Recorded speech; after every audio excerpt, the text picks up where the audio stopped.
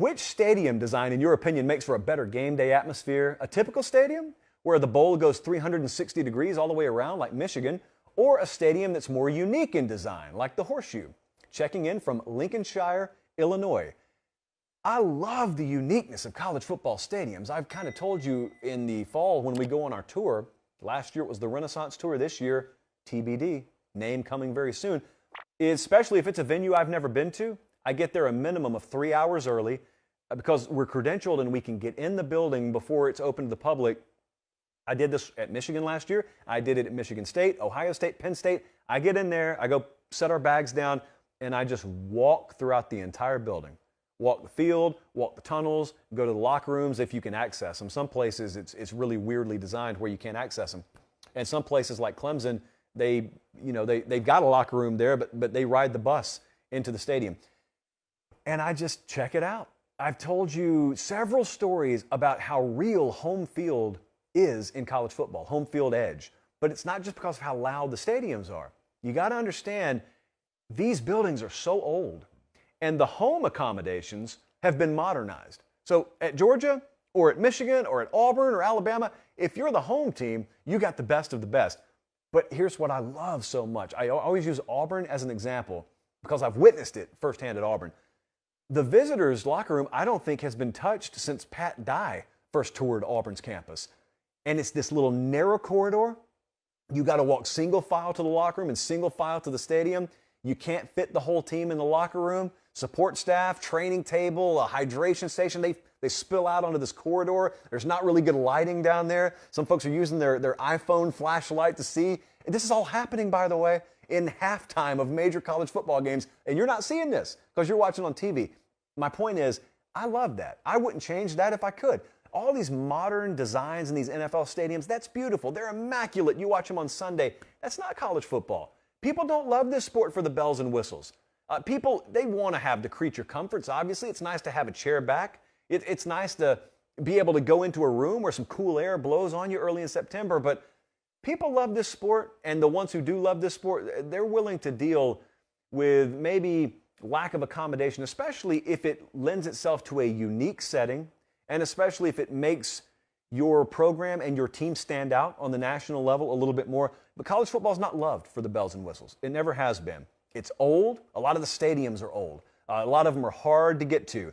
They've got some weird names. They've got some even weirder designs. I love that. I am almost irrationally fascinated to the point where you would think I was an architect. I could barely build a Lego house. I'm just saying, I always go into these places and I'm always fascinated because you can see very clearly. A place like Penn State's a perfect example. Penn State is not one of those stadiums that has an open end at all. So I guess you would refer to it as a full bowl, but if you look at this place, when I've gone to Penn State, which has been once, and when I've seen it on TV, it always looks to me like a stadium that was built in about 4 different decades. You know, it's like erector set. And this one part over here was built in October of 1968, and then this part was built like last year. Some of it looks new, some of it looks old, but it's all pieced together, and it, sure enough, it does surround you. So I guess you could call it a full bowl.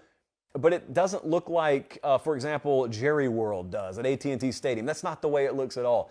I would not trade it for all the world.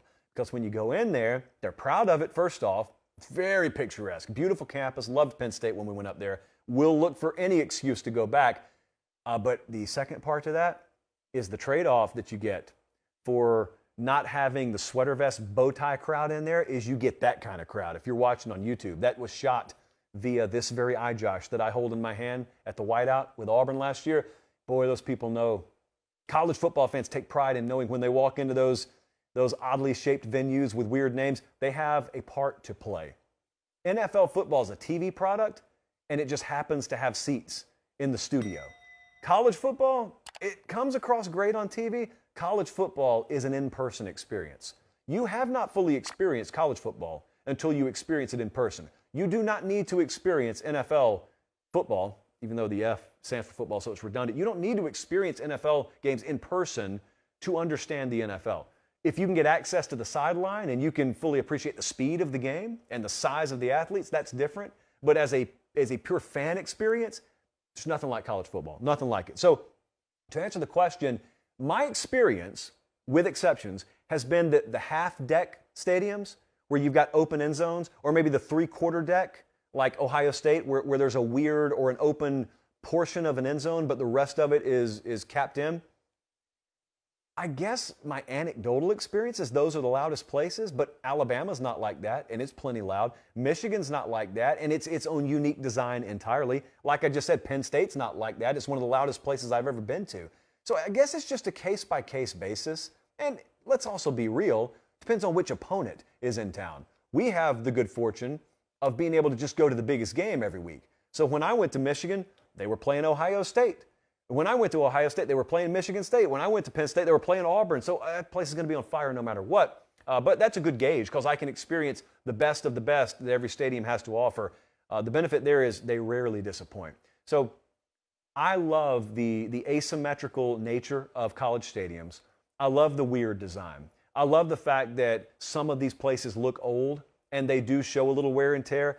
I don't care if when we go down the tunnels, out of the vision of the TV cameras, if some of the bowels of these buildings haven't been touched since the Eisenhower administration. Because, truth be told, some of the best architecture in our nation's history, it was happening around that time. I look at the stuff that's been built more recently and I say, give me the older stuff. I say that about cars. I say that about stadiums. Who knows what else I say that about.